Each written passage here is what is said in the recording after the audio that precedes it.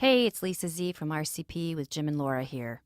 We want to warn our listeners that the topics we're discussing today are very important to all of us, but they may be upsetting to some people. And if you or someone you know is experiencing thoughts of depression or self-harm, please stop right now and call the National Suicide Prevention Lifeline at 1-800-273-8255. The line is available 24/7. It is free and completely confidential. Laura? And in the UK, you can call Hopeline, which is for the prevention of young suicide, on 0800 068 4141. Or the Samaritans can be contacted on 116 123. Childline on 0800 1111. And if you're in Australia, there's the Crisis Support Service Lifeline, which is 131114. So what we're going to talk about, people may find triggering, and so it's important that you know what help is out there. And also, please do use your self-care tools as well. But we think it's really important to have this conversation, which is why we're going to be talking about key themes coming out of 13 Reasons Why. And in addition to the National Suicide Prevention Lifeline in the United States, you can call the Suicide Crisis Line at 1-800-784-2433. Alex, stand up! Alex, what the hell? What were you thinking? Seriously? Come on, Hannah, you know you can't be in here. Why not? You've all been staring at my ass all day. Hey, get out! It's a boys' locker room. We're not done.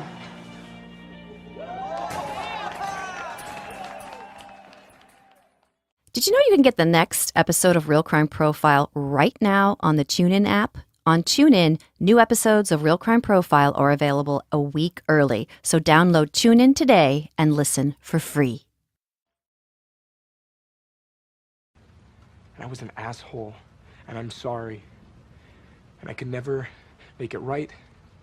I can never say all this to you, but I love you.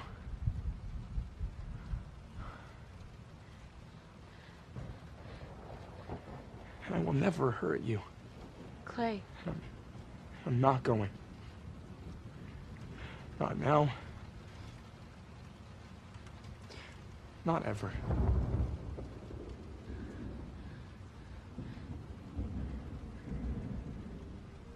I love you, Hannah. Why didn't you say this to me when I was alive? Hello and welcome to Real Crime Profile. This is Jim Clemente, former New York City prosecutor, retired FBI profiler, and writer-producer on CBS's Criminal Minds. With me from London is... From rainy London is criminal behavioural analyst Laura Richards, former New Scotland Yard advocate and founder of Paladin National Stalking Advocacy Service. And I also hold a BSc and also a master's in forensic and legal psychology. And I am Lisa Zambetti. I am the casting director for Criminal Minds, where Jim Clemente is my colleague. So here we go. We are resuming our coverage of 13 Reasons Why. We covered the first few episodes last time. And again, we want to, at the very get-go, refer you to a couple of organizations that we might not have mentioned last time. There's one place I wanted to bring to your attention. It's called www.youcannotbereplaced.com.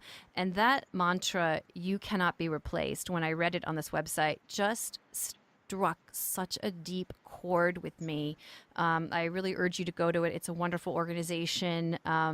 It's very unique. I don't even want to take the time to explain it right now, but it's about supporting each other and passing along wristbands. You know, in 13 Reasons Why, Hannah has people pass on her cassette tapes. In You Cannot Be Replaced, the organization passes on wristbands to each other. So if you see someone that you think is in trouble, you give them a wristband that says "you cannot be replaced." And I just feel like that's such a powerful, powerful message. So yeah, if you want to check out that website. That's great.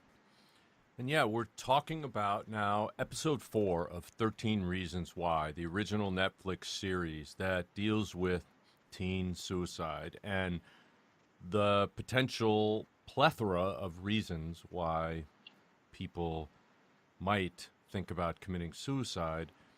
It also is a great statement about how if people actually communicate better, that this kind of thing hopefully can be avoided.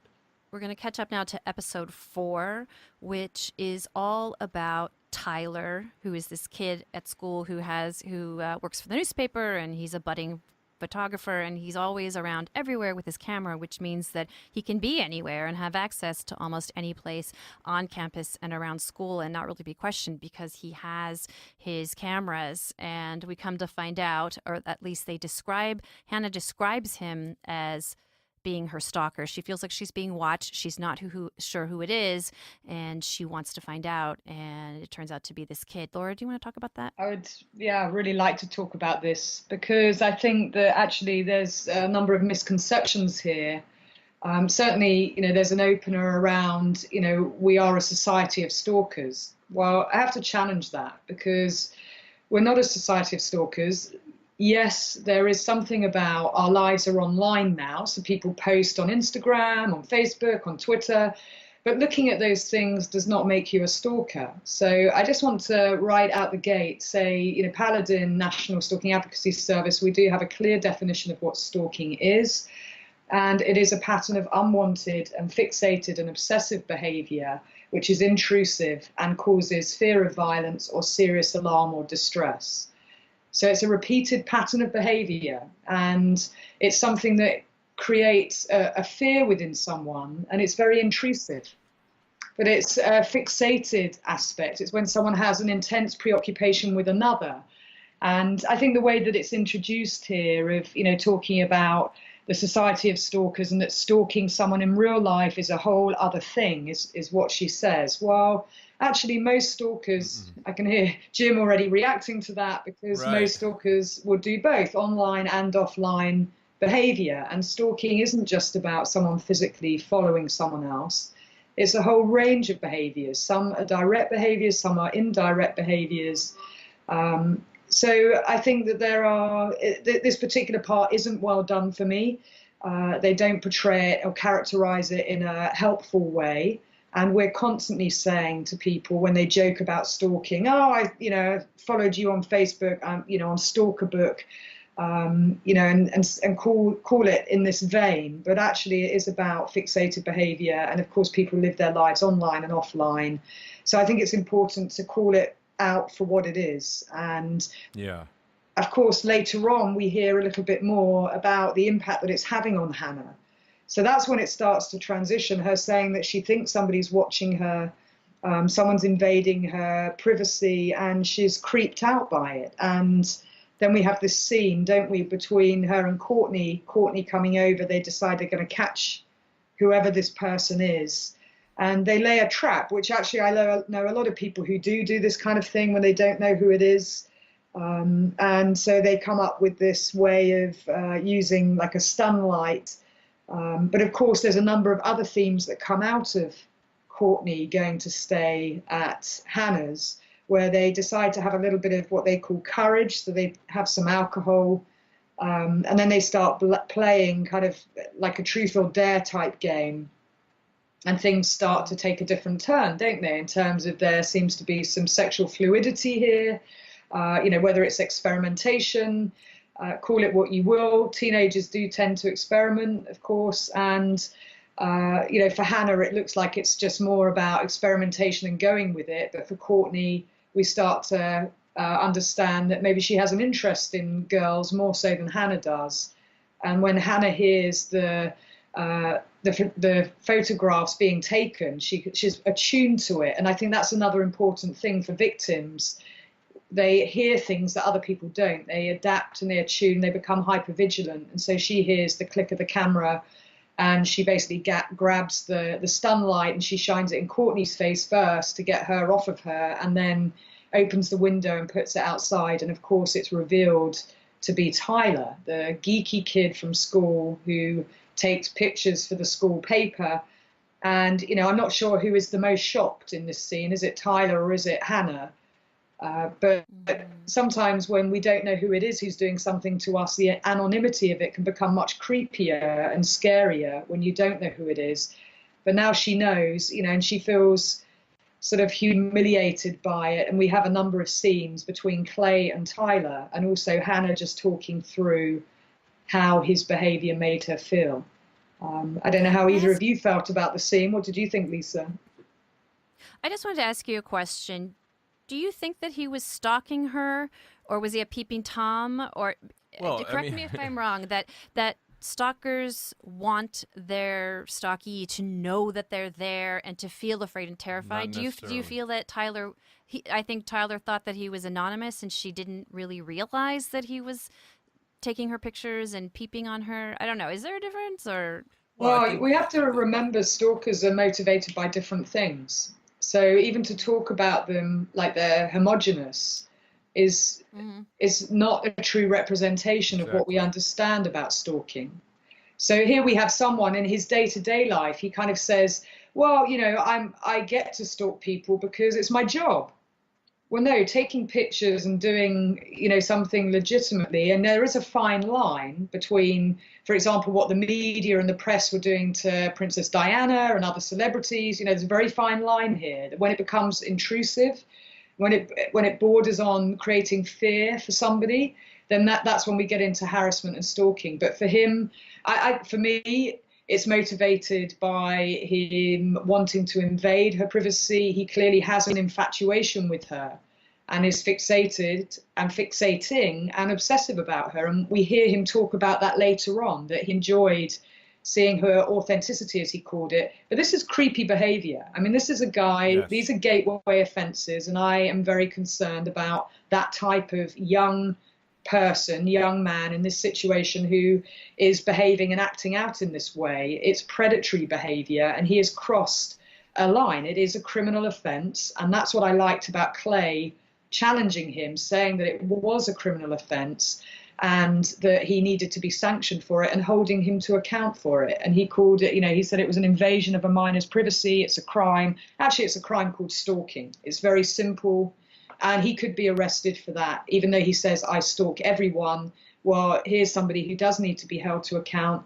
And he said that, he fell in love with Hannah. And so therefore he enjoyed taking pictures of her. And even when Clay says, you must destroy the pictures, he says creepily, oh, but can I keep one?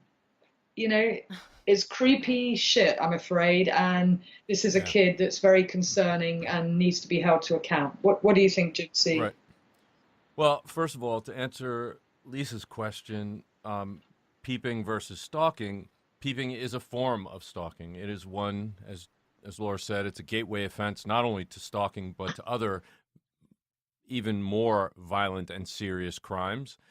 But it is certainly, both are an invasion of someone's privacy. And in this case, Hannah is naturally terrified about the fact that she has a stalker, and the fact that Tyler feels that he is somehow entitled to wait by her house to catch pictures of her is not okay.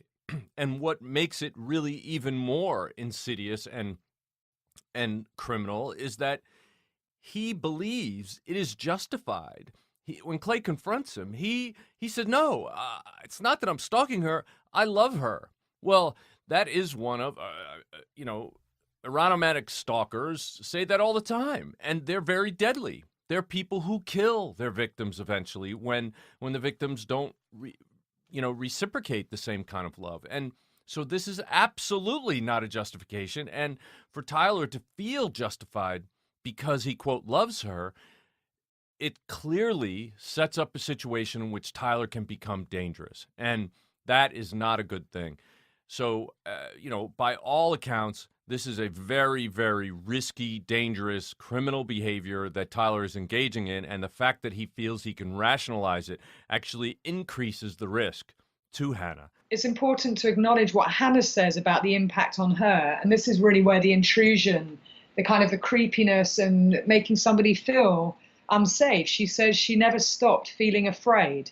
And that's an important thing to acknowledge. This is when, certainly in UK law, it becomes a crime of stalking. And, she says that she became paranoid. So it's that intrusion and sense that somebody doesn't feel safe anymore. And, he seems to be completely oblivious of that. So that would be the crime right there. And it's important to take ownership and responsibility and hold him to account for that, because he could well escalate to other things And then you kind of have the repercussion, don't you? The justice meted out by Clay, of paying him back, of reversing the table, turning the tables on him, and closing down his space, but taking a picture of him in the shower and then sending it around the school as his own sense of, poetic justice, I guess. So that part really bothered me because it is kind of just repeating history. So Clay is doing, to Tyler what he did to the girls, and it just felt like if this were all about Tyler's killing himself, Clay would be the bad guy. Clay would be the bully in this situation. I just think it's interesting how, we can all justify the things that we do. And I thought it was interesting when Tyler asks Hannah out and she turns him down and he retaliates. He just doesn't see that it's wrong to circulate these pictures. And it's like, oh, well, nobody can tell who the girls are. Nobody's going to know. But in high school, you think that everybody knows. It's such a magnified, horrific experience. And for Courtney, she has a huge, huge reaction to it. Yeah, it's wrong on so many levels. I mean, Clay retaliating in the same way. I mean, he's becoming the monster he's complaining about. And we will see it does have disastrous effects in this case. And then on top of that, the fact that Tyler doesn't see that by sort of being outed as her stalker, that doesn't endear him to Hannah. It doesn't mean that that's the kind of person she wants to go out with. It means that he doesn't have any clue how offensive his behavior is. And that's, not having that kind of self-awareness is distressing. It's disturbing, I mean. It's disturbing because he will keep going on doing it if he doesn't understand how bad it is. And to have it reinforced by Clay, this is the third time now that we've seen Clay kind of dirtied up.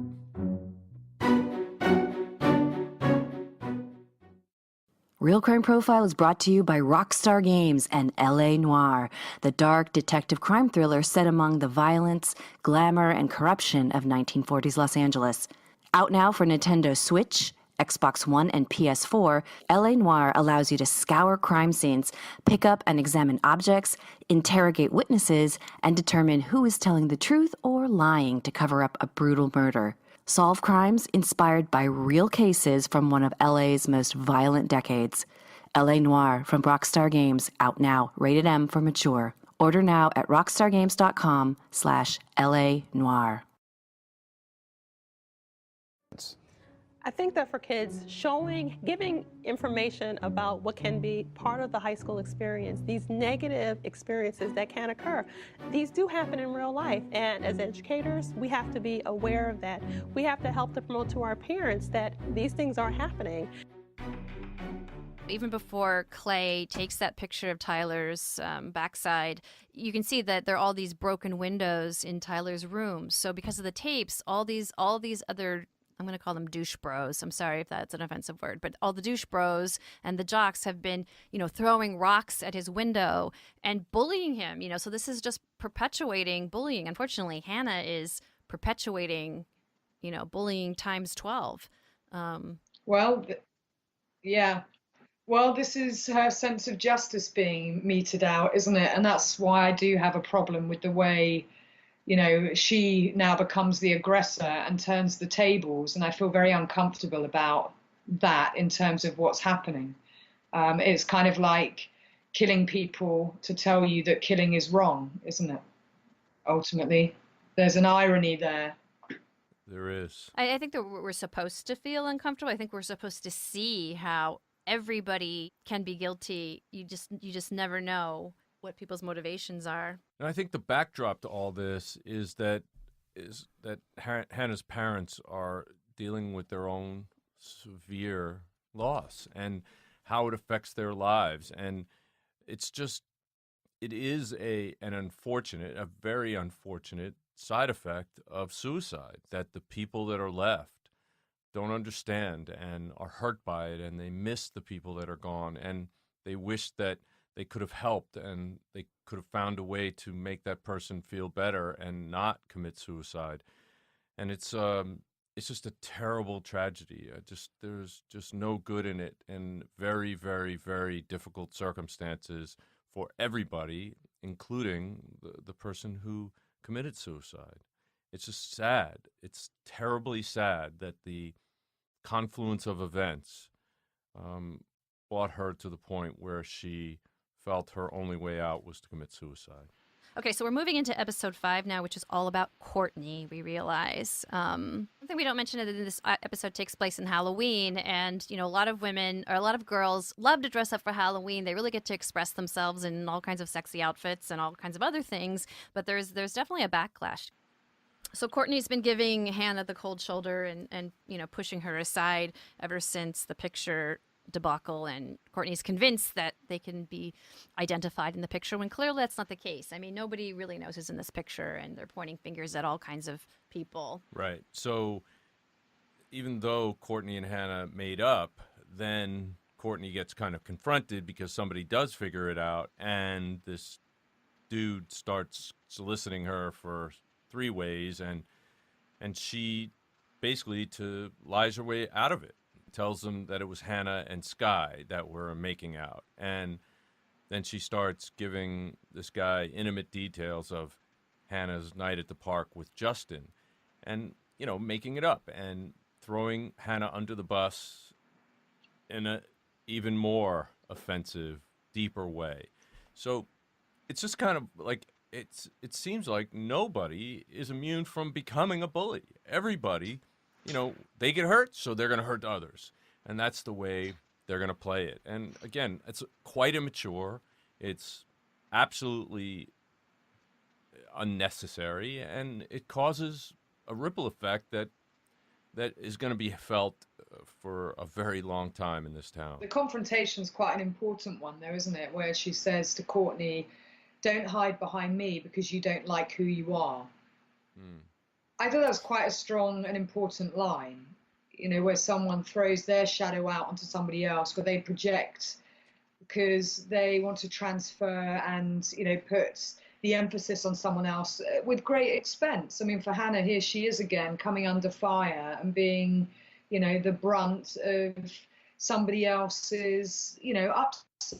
And I think that that's incredibly unfortunate, but there are a lot of people who do that. And I think that was a very strong statement, her saying, "Don't hide behind me because you don't like who you are." And Courtney, of course, is grappling with lots of, you know, emotions, and she was being shamed herself, and she's got a lot to deal with too. But that's no excuse for, you know, creating more misery and upset for Hannah. She was sort of the patsy, and I felt very sorry for Hannah in this situation, who was just trying to help people. She was trying to help Courtney, you know, and then she's trying to help Jessica, her friend who's paralytic, who's so drunk.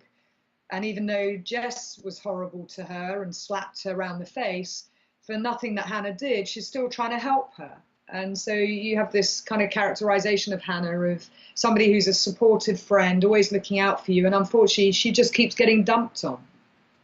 Yeah, and I think it's another one of the ramifications of judging people by their sexuality, and the fact that Courtney feels that, you know, she's either gay or she's dealing with thinking about it and does not want to be labeled that way. And because of her fear, she lashes out to hurt somebody else so that she won't be the target of ridicule or judging. So it's just a terrible, vicious circle here. Now, while I know this, you know, this is very true to life and it does happen, I do not like how the show dealt with this character of Courtney because, you know, LGBTQ stands for lesbian, gay, bi, trans, queer, and or questioning. And I felt like the writer and writers in this episode really put Courtney in a box that, like, either she's gay or she's straight, and either she's in the closet and is not, you know, able to come out for any number of reasons. And I just felt like that was such a narrow box for her to be in that, again, as we've said before, high school and middle school is the time for sometimes for experimenting or figuring out what your sexuality is or any number of things. And to make it seem like she's pressured to be that she's unhappy because she's not out yet, I just thought that was, for this show, just seemed to be very short-sighted, and I would have liked it to be more open than that, because there are clearly characters who are at home with their sexuality and how they identify themselves. There are, many gay characters in this piece, and I just felt like she was sort of that the queer and questioning kids were kind of being squeezed out of this dialogue. Yeah, well, she can't represent everything, so I guess they chose this particular facet of the spectrum of behavior, that is sexuality. I mean, it's not just gay or straight. There's certainly a number of demarcations along the way, including bisexuality, and the fact that people develop their sexuality over time. Some people are very much aware of their sexuality from day one, and some people discover it. And for some people, it's malleable. So they can't really. I mean, they have to choose something for this character, and I think they picked that, and that is a real concern. Many people who find themselves in an alternative sexual identity situation will feel pressure that they don't want to be looked at as different. They don't want to come out at the same time that they want to explore that sexuality. So it's a very difficult thing. That difficulty will go away when people stop judging people because of who they are, or who they're in love with, or who they're sexually attracted to, or who they feel they identify as. Yeah. It's interesting, though, she wants to protect her father, so she's got, same-sex parents, and, she feels that somehow she's letting them down or showing that they're not good parents if she, comes out. I thought that was interesting. Yeah, it's interesting because you would think it would be the opposite, right? That she would feel that they would be totally accepting of her and therefore not have a problem. But maybe she's projecting the fact that they had a difficult time when they grew up. She's projecting that and saying, well, they wouldn't want me to have that difficult time, so I'm not going to tell them I'm going through it. Sounds like a, convoluted choice. I think if she was just open with them and talked to them about it, that it would all have been much more easily resolved.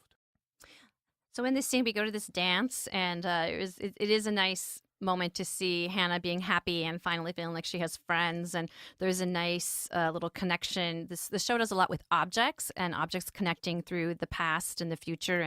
And Hannah's wearing this corsage that you see later when her father in the present time is opening a box, and it's kind of a dried corsage. And these objects connect us and kind of tell us where we are in the story emotionally. So I like that little detail. But so she's at the dance, she's having fun, and of course some douche bro, idiots up to her and tells her about the rumor that he's heard from Courtney about, having a threesome and all that.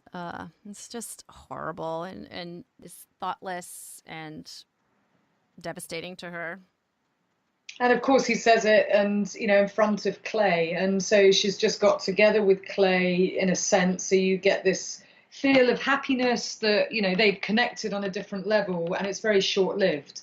And he says those horrible, grotesque things of what, she allegedly did with Justin within earshot of Clay. And of course you see this moment of Hannah just feeling devastated and, Clay talking to someone else saying, well, she thinks I care about this stuff, but I don't. But of course, Hannah now is preoccupied with bailing out her friend Jessica and taking care of her and getting her into this brand new Jeep that her father had got for her, getting her in the car and, and caretaking her friend, being a good friend.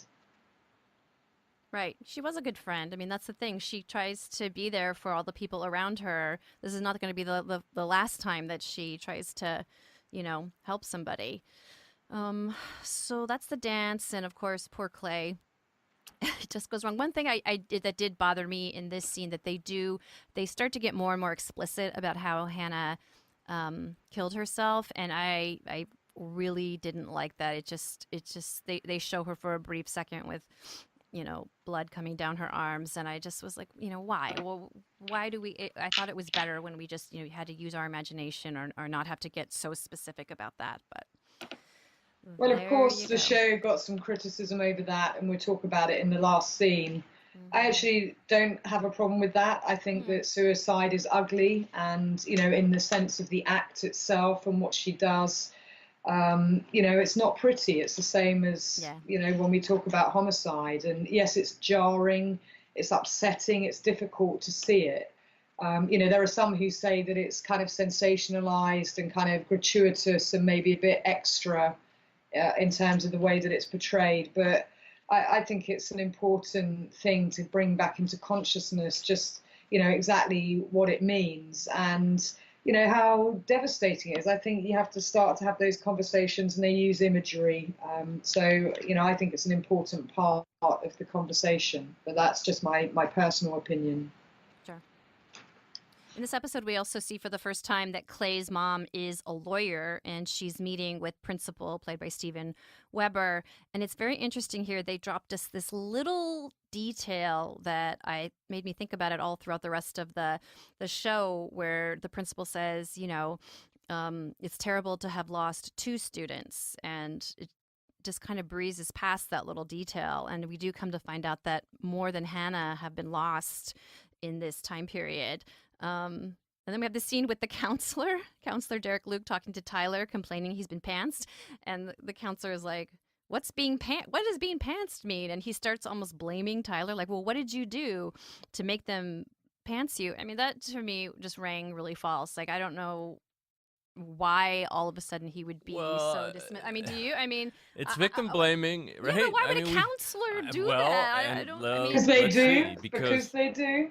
They do, and this is something that people all the time do, and I think it's a unique situation in which it comes up, because usually it'll come up with women who are raped, women who are date raped, women who get stalked or domestic violence, or right. I mean, so it's just a different way of getting us into this subject, but.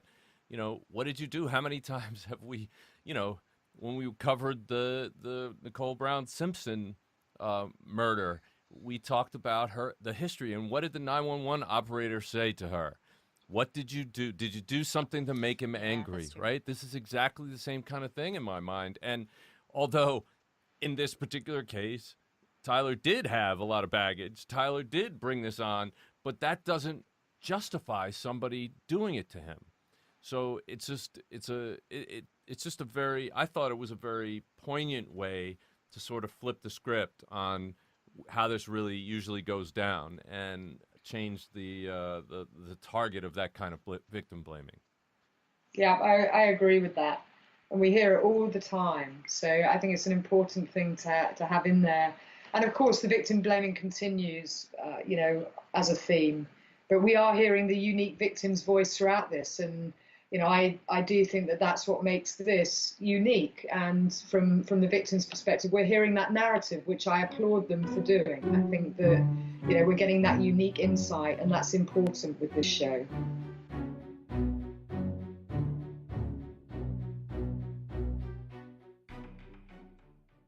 That's important with this show. On this list. But you need to be here if I'm going to tell my story.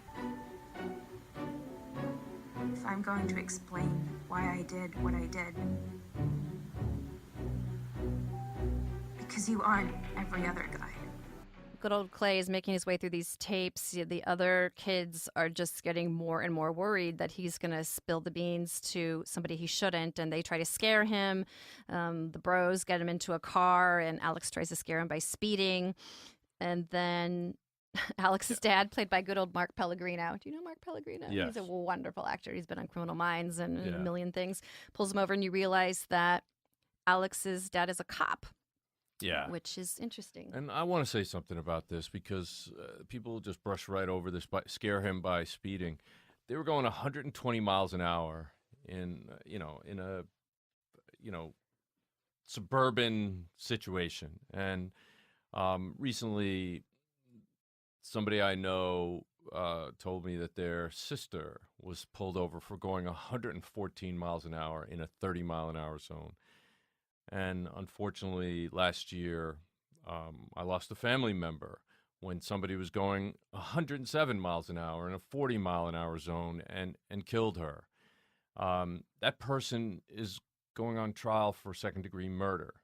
And people should understand, young people should understand, that when you speed with a car, it is a deadly weapon. It is just like firing a gun in public. You can kill people, not just maybe yourself or the people in your car, but innocent people that are going about their daily lives. One of my good friends and colleagues at the FBI was killed just shortly after he retired by somebody who ran a red light and just wiped his life away. He worked so hard to get to retirement and then didn't ever get to enjoy it, and his wife is left alone because of that. People really have to be responsible when they're driving a car. It is not a toy, and you do not get to drive over the speed limit in a reckless manner, in any manner, no matter what your car is, and put other people's lives at risk. It's just wrong. There's a fundamentally wrong action being taken. Don't do it. You're going to regret it. The people's whose families you destroy are going to suffer because of it, and it's totally unnecessary. This is not joking around. Very real life consequences, and I think that's really important to say. And as always, Jim, as very saddened by what happened. And I think it's really important that people do understand the real life consequences. It ruins lives, and that would not happen in real life. Of him being pulled over and then the dad kind of just waving it and giving them a kind of a free ticket to do whatever they want to do. Absolutely not. He'd be a fool to do so. Right. Okay. Now we move on to episode 6. And this is basically Valentine's Day. And unfortunately, although it starts off like a promising day, it ends in a very, very tragic situation. And the subject of this latest tape is Marcus. He's basically the golden boy, the popular head of the school's honor board, and he seems like a decent guy. And we've seen his character before in the background, doing the same crude gestures to Hannah and kind of being part of the douche bros, as I call them. But now you really get to know who he is and what he's all about and how selfish, incredibly selfish. He's all about me, myself, and I, me, myself, and I, and me, myself, and I. Yeah, and here's another thing. I don't get it. This whole school-sanctioned matchmaking charity event.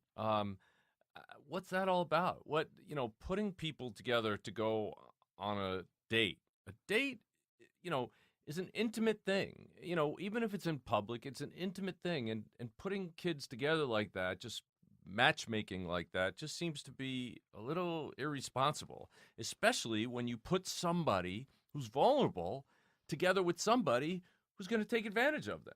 And so I think this is a perfect example why this is not a very good idea. Even if it has a great charity benefit behind it, it turns out to be bad. Yeah, too easily can it be twisted into something really hurtful. This happened at my high school too, where you could send people Valentine roses during their class, and it starts to be like, well, how many people are getting Valentine roses and who didn't get one and did blah blah blah, and it starts to escalate in the minds of teenagers in a way that adults would be like, oh, well, this is no big deal. So, which is probably why it's allowed. But yeah, well, he begs her for a date, and they go to at Rosie's.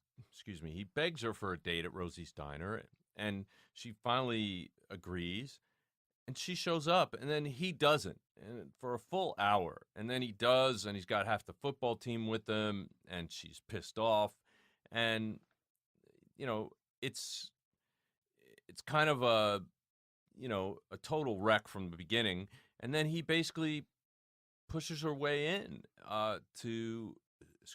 then he basically pushes his way onto her side of the booth and basically starts pushing himself on her and feeling her up, and that's a crime. That is a sexual assault crime, and he should be arrested for it.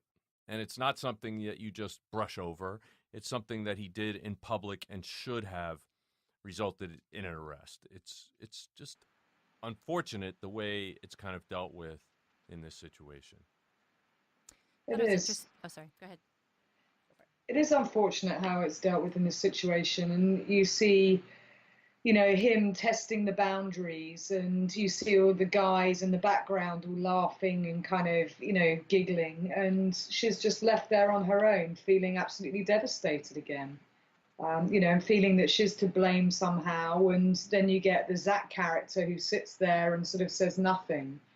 And so you get the introduction of the bystander effect here.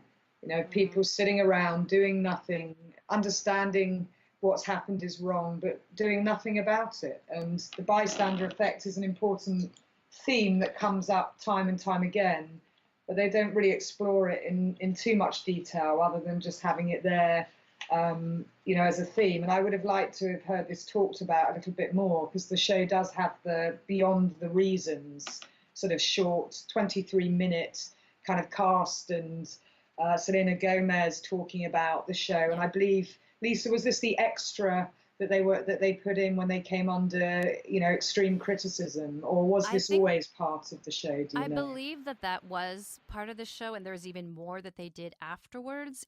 I'd have to double check my sources on that. Yeah, I believe that was always there, because this whole series was created not just by Jay Asher and Brian Yorkie, but they had lots of psychologists and psychiatrists with them all along the way. So, I'm sure that they thought they were getting great advice all along the way.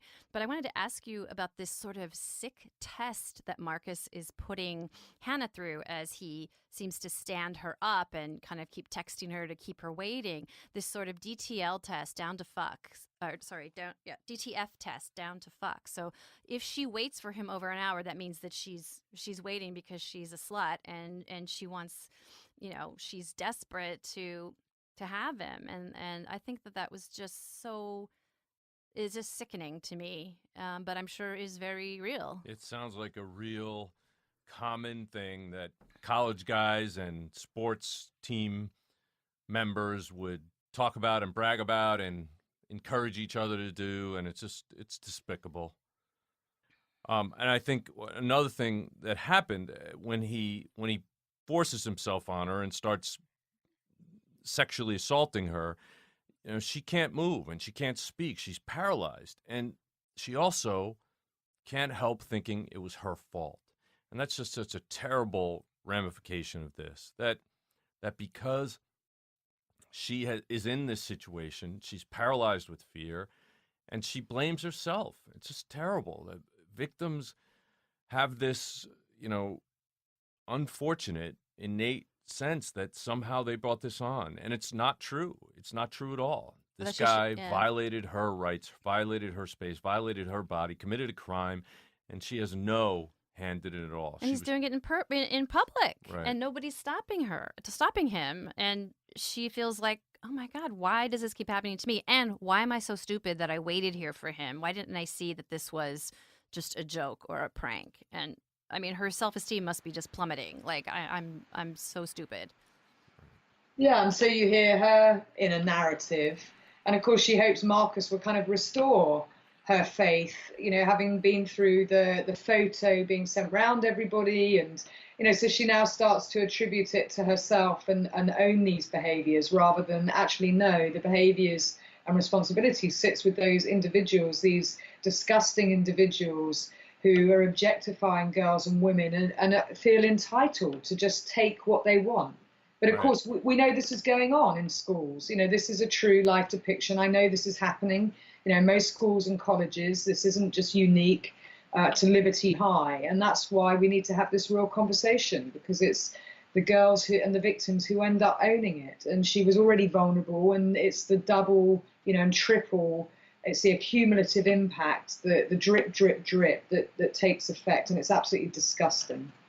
Yeah, and the other thing was that what was actually happening is this is one of those ripple effects of Alex's list, because basically Marcus is saying, I thought you were easy. I mean, that was the rumor. That's why I thought I could do this. This is, that's why I did it. Again, trying to rationalize, justify his behavior based on the fact that, well, everybody talks about how easy you are, so I figured I can get some. And it's just, that's what he wanted out of this. And it's just unfortunate.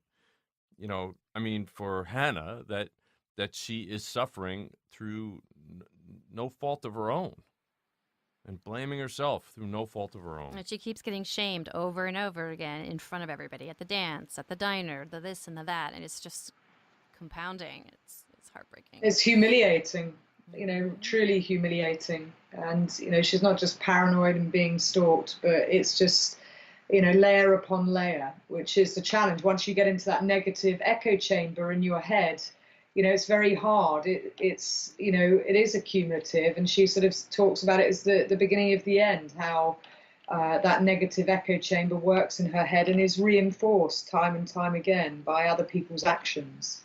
What we don't mention is that, so at the end of last episode, we see Alex, as Jim pointed out, speeding and putting everybody's life at risk, and his dad, there's no consequences for him. And in this next episode at the top, Alex goes off and beats up one of the bro jocks, and gets a much lighter suspension than the other guy. And so these aren't triggering anything with any of the adults, that this might be signs that he himself is going through something, that his behavior is also changing. And it ends with Alex with his dad, and his dad's cleaning a gun. And from my drama school training, any time a gun is introduced, even casually in a drama, something's going to happen.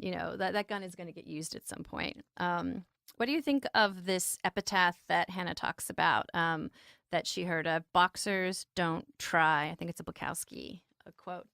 Do you know what that means? Boxers don't try. I don't know. I guess they just do. I don't know. I have no idea what that means. Other than boxers don't try, they just do.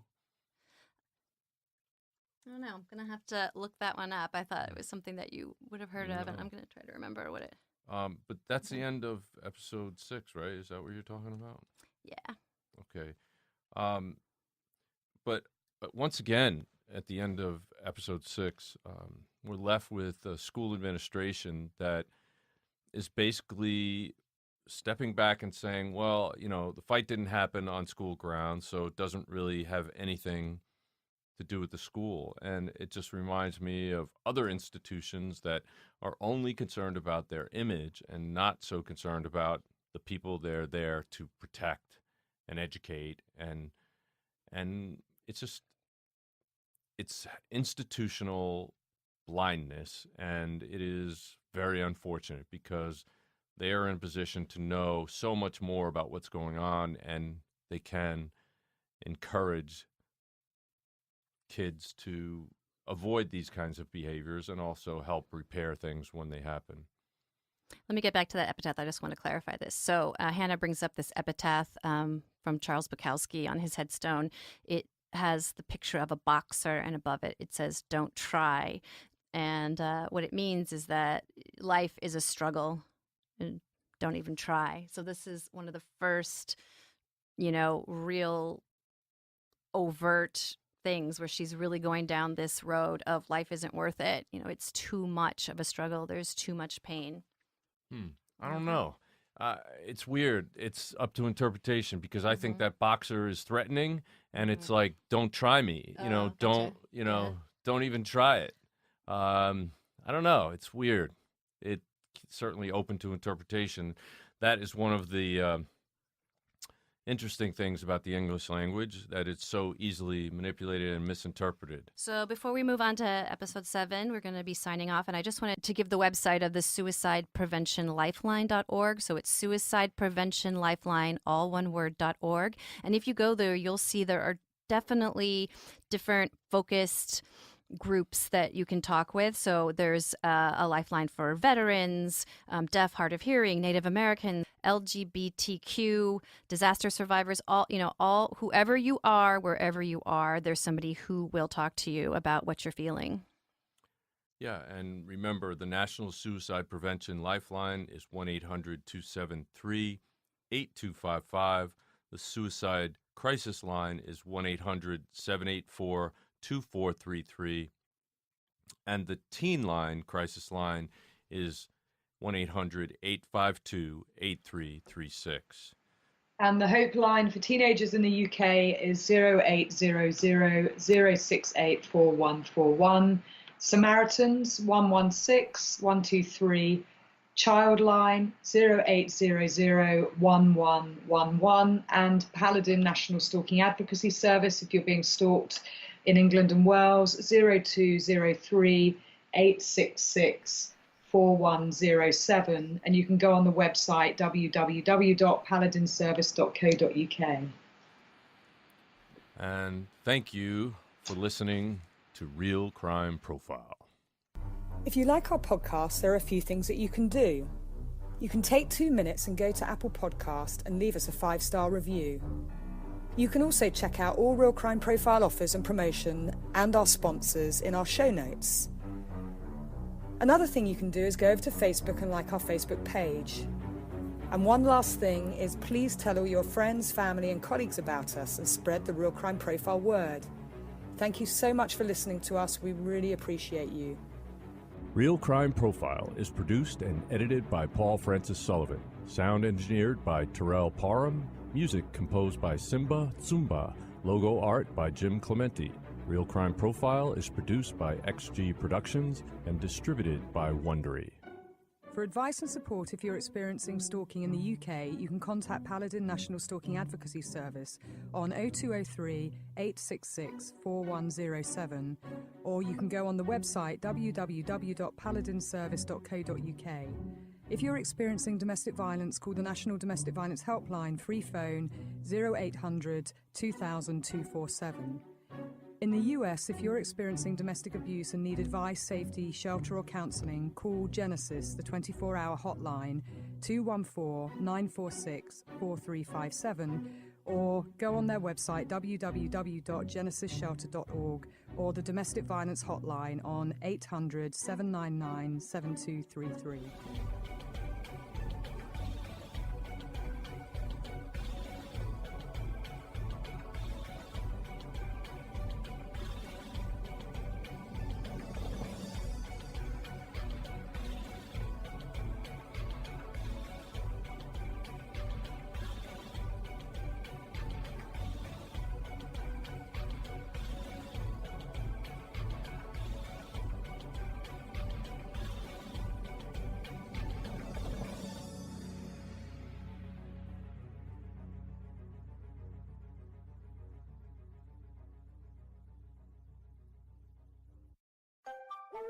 Did you know you can get the next episode of Real Crime Profile right now on the TuneIn app? On TuneIn, new episodes of Real Crime Profile are available a week early. So download TuneIn today and listen for free.